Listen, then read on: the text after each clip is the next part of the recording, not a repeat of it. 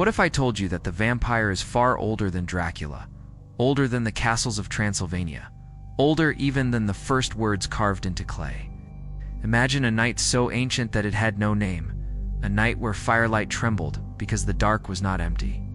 Shadows moved, not with beasts of the forest, but with something worse, something that fed not on flesh, but on the very essence of life. Blood was the secret, the bridge between the living and the dead. It was not simply warmth in the veins, it was memory, it was strength, it was the thread that bound the body to the soul. And what if there were creatures who knew how to take it? Before Europe whispered of Dracula, the Greeks told of the strix half-woman, half-bird whose scream foretold death. In Mesopotamia they feared Lamashtu, who hunted children in their sleep, leaving them pale and still.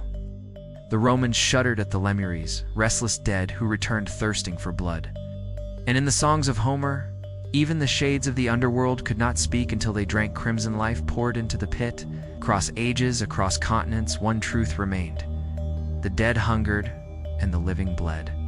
We have always buried our dead in fear, not reverenced stones in their mouths, iron through their chests, fire at their graves because somewhere deep inside, we knew death was not the end. But what if it wasn't myth? What if our ancestors were not imagining monsters in the dark, but remembering them? The vampire is not a story, it is a warning, and the hunger never sleeps. Long before castles cast their shadows across Europe, before the name Dracula had ever been spoken, the fear of blood and the restless dead already haunted humanity. In the world's first civilizations, the night itself was the enemy. The Greeks whispered of the strix, a creature caught between woman and bird, with wings that scraped against the sky and a cry that split the silence of midnight. Farmers claimed to hear it shriek as children withered in their cradles, their faces drained of color, their lips cold as stone. Ovid wrote of them not as fables, but as warnings, predators whose hunger could never be sated. In Roman homes, mothers scattered herbs and charms around the beds of infants, praying that the strix would be drawn away by bitter smoke. Yet still the cries carried on the wind like echoes of something ancient that refused to die. Far older than Rome, in the dust and rivers of Mesopotamia, another figure stalked the night. Her name was Lameshtu. She was carved into amulets as a nightmare made flesh, the head of a lion, the body of a woman, talons of a beast. Her outstretched hands grasped for infants, her jaws thirsty for their blood. Mothers placed demon-headed figurines near their doors, incantations etched in clay to hold her back, but the fear lingered. She was not a metaphor. She was the explanation for why children never woke, why the smallest heartbeat could be stolen by the dark. To the Sumerians, leaving a child unguarded was to invite Lameshtu's shadow into the home. The Romans, too, lived with their own horrors. They feared the Lemures, the restless spirits of the unburied dead. Every year in May, rituals called Lemuria were performed to pacify them. At night, families rose from their beds, walking barefoot through cold halls with black beans in their mouths, spitting them into the corners while reciting prayers. The beans were said to lure the Lemures away, to distract their hunger. And still, the stories claimed, if the ritual was neglected, the spirits would wander, searching for warmth, searching for the pulse of the living. These were not vague ghosts. They were shadows bound to blood, souls who refused to rest because the grave could not hold them. Even in the verses of Homer, the truth could not be ignored. When Odysseus descended into the underworld, he sought counsel from the dead. But silence met him, endless and impenetrable, until he poured blood into the pit.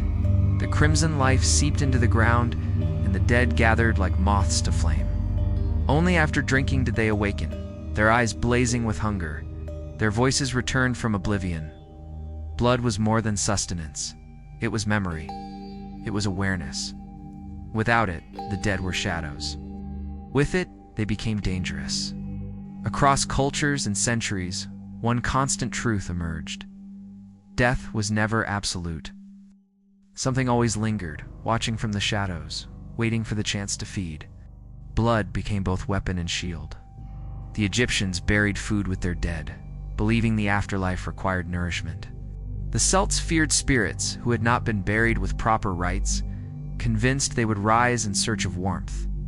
In medieval Ireland, Offerings of bread and milk were passed through holes in tombs, as if the dead were still hungry, still present, still demanding. Beneath it all lay the same haunting idea. If the dead can rise, it is not with breath or bone alone, it is with blood. That crimson thread was the bridge between silence and speech, between rest and rage. And as humanity scattered across the earth, the whispers followed, reshaping themselves into new forms.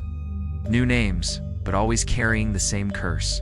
Whether it was the Strix tearing at the night sky, Lameshta stalking cradles, Lemuries drifting through Roman homes, or shades drinking blood at the edge of Hades, one truth echoed through the darkness. The dead were not gone, they were only waiting.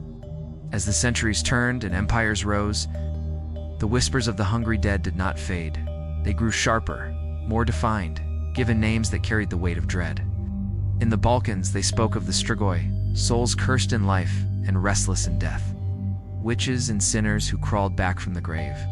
They were not fleeting shadows. They walked beneath the moon, their bodies cold, yet their hunger insatiable. The villagers feared them not because they were unseen, but because they looked too familiar. A brother returned, pale at the window. A husband's voice whispered through the door. But when the threshold was crossed, the warmth of life was drained, leaving the victim hollow, breathless, marked forever by the kiss of the dead. To guard against them, graves were violated before they could violate the living. Corpses were unearthed, their mouths stuffed with stones to keep them from biting, their hearts pierced with wood to chain them in soil, their bodies burned to scatter the curse. Each ritual was not just superstition, it was survival.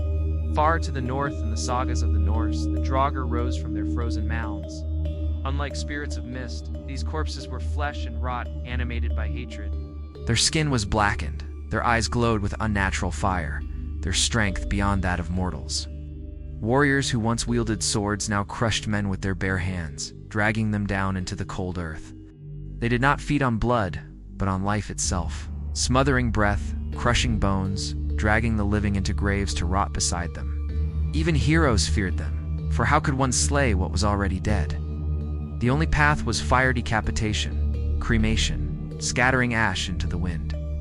The sagas whispered of midnight struggles, where men wrestled Draugr with the desperation of those fighting not for victory, but for survival.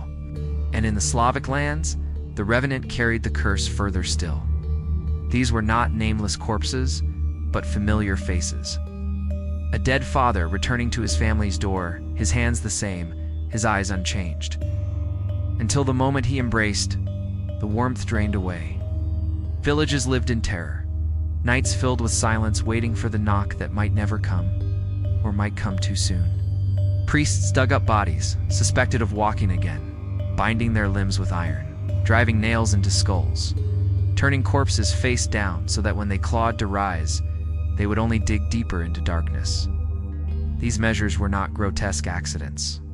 They were patterns repeated across Europe, whispered in prayers, etched into rituals, all born from the same belief.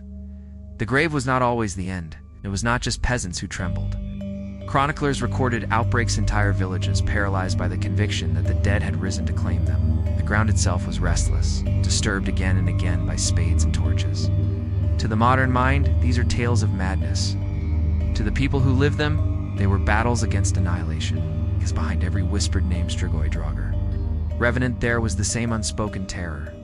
The dead are not gone, they are waiting. And when they rise, it is not to wander, but to feed. The whispers became screams in the year 1725. In a quiet Serbian village, Peter Blagojevic died suddenly. His body lowered into the earth with nothing more than prayers to guard him. Yet within days, terror spread like fire. Neighbors who had watched him buried claimed he returned, his pale face appearing at their windows. His breath cold as the grave, his voice whispering their names. One by one they sickened.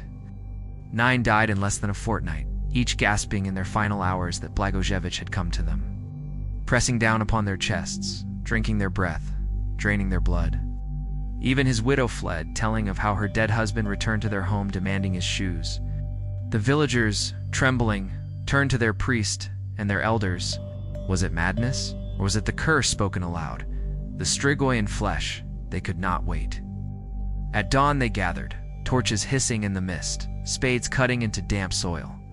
As they pried open the grave, the stench of earth and something sweeter, something wrong, rose to meet them. The coffin creaked open, and there he lay, his skin unrotted, lips stained dark with fresh blood, hair and nails seeming to have grown since his burial. The villagers recoiled in horror. To them, there was no doubt. This was not a corpse, this was a vampire. And so they did what centuries of fear had taught them. Sharpened stake, carved from wood, was driven through his heart. Witnesses swore the body convulsed. Blood gushed forth in unnatural torrents. A groan rattled from his throat as though the dead resisted. Then fire consumed what remained, the smoke curling into the morning sky like a prayer of release. When the ashes cooled, the deaths ceased. The village exhaled, but the silence was heavier than the screams. It was not the end. 7 years later, the plague returned. In 1732, Arnold Payol was said to rise in the village of Medved. In life, he had spoken of battling vampires near the Turkish frontier, claiming he himself had smeared his wounds with their blood. In death, that curse awakened. Livestock bled dry, villagers sickened, children died in their sleep. Fear erupted. The villagers exhumed Pal's body. Again they found it whole, uncorrupted, its lips wet with blood. Again the stake was driven, again the body was burned. But this time, it was not enough. Others rose. More graves were opened, more corpses found intact, their faces ruddy, their veins full. Panic consumed the countryside. The Habsburg authorities sent imperial officers to investigate, and their reports spoke of horror.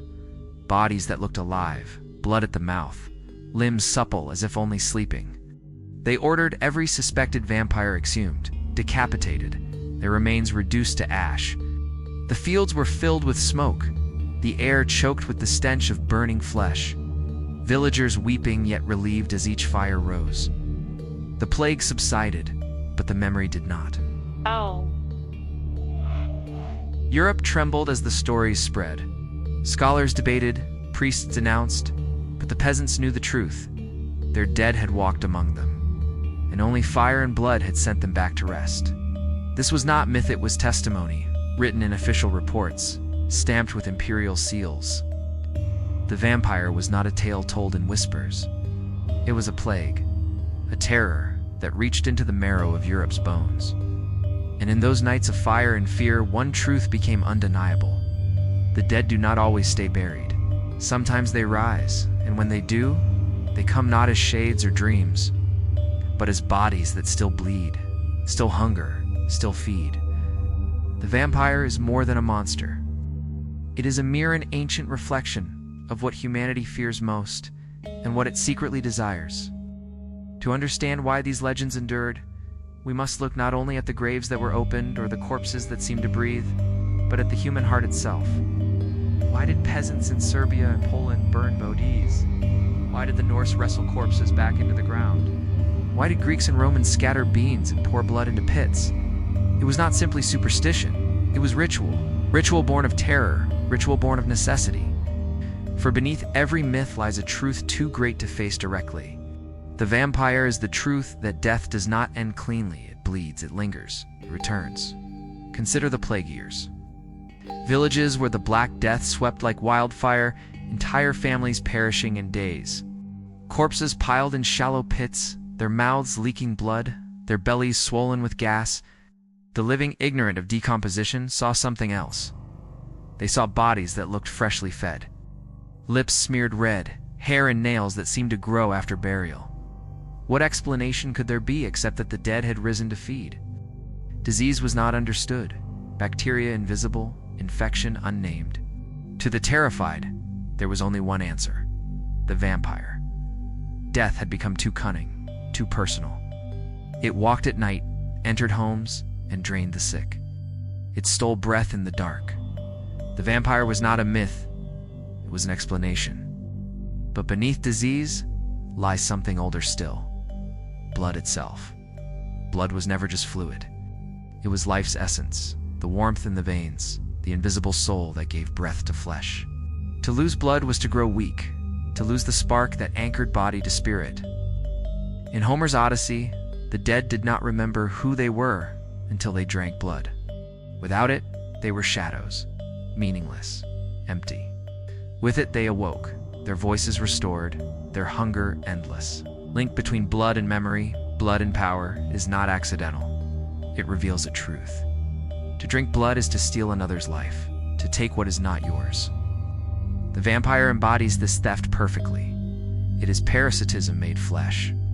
And yet the fear is doubled by desire for who would not wish to endure, to be eternal, to drink forever and never fade. A vampire, then, is both curse and fantasy. It is punishment for sin, yet also a promise of immortality. In the Balkans, the Strigoi was a wicked soul condemned to wander. In Norse sagas, the Draugr was a warrior too stubborn to die. In both cases, they were damned for their refusal to accept the grave. But in their curse lay a secret that humanity could not ignore. They had achieved what mortals could not. They had escaped death. Yes, they were grotesque, bloated, pale, stinking of decay, but they endured. In their horror was envy. This is why the vampire survives when other monsters fade. Dragons are slain, giants fall, demons bound, but the vampire remains. It remains because it answers a question that no other creature dares to touch. What if death is not final? What if the dead linger beside us, in our homes, in our bloodlines, in our very breath? And more terrifying still, what if death can be cheated but at a cost too terrible to bear? The vampire's curse is that it lives without life. It feeds but is never nourished, loves but can never be whole. Immortality becomes torment. And yet, for all its torment, mortals cannot stop imagining it, cannot stop telling its story, cannot stop wondering what if it were possible. Look at how the myth transformed. The 18th century, it was disease incarnate. In Polidori's The Vampire, it became aristocracy incarnate, a predator cloaked in wealth. In Stoker's Dracula, it became foreignness incarnate, a nobleman from the East invading London, bringing plague, corruption, seduction. In Anne Rice, it became existential despair incarnate, a being who feels too much, who regrets, who longs for redemption. And in the 21st century, it became romance incarnate. Sparkling skin, eternal youth, a lover rather than a predator. Through every age, the vampire changes because the fear changes, but the core remains the same. The dead do not stay dead. They hunger, and their hunger is ours. To drive a stake through a corpse's heart was not simply to immobilize it. It was to pierce the seed of life, to shatter the illusion that something could endure without paying the price. To burn a body was not merely to dispose of flesh. It was to purify, to ensure no trace of hunger remained. Garlic, with its pungent odor, its antiseptic power, was not only a herb, but a symbol of incorruptibility. Mirrors, revealing the soul, exposed what had none. Every weapon against the vampire is itself a ritual, a reminder that death must be honored, not denied. And yet the rituals betray another truth. Humanity has never been sure. We bury our dead in coffins lined with iron, as if strength could hold them down. We place stones in mouths, nails in skulls, bind legs, pour holy water into gravesall, desperate acts of people who suspect that the boundary between life and death is thinner than we admit. Every ritual says the same thing. We do not trust death to keep its promise. The vampire is therefore not just legend. It is philosophy written in blood. It tells us that the greatest terror is not death itself, but the refusal of death, the idea that the grave does not close, endings are illusions, that hunger outlives the body, embodies the paradox of existence. We long to endure, yet we fear what endurance without rest would mean. To live forever is to consume forever, to drain without replenishment, to curse oneself with the very thing one sought. Perhaps this is why the vampire endures more fiercely than any other myth. It is not bound to one culture, one geography, one era.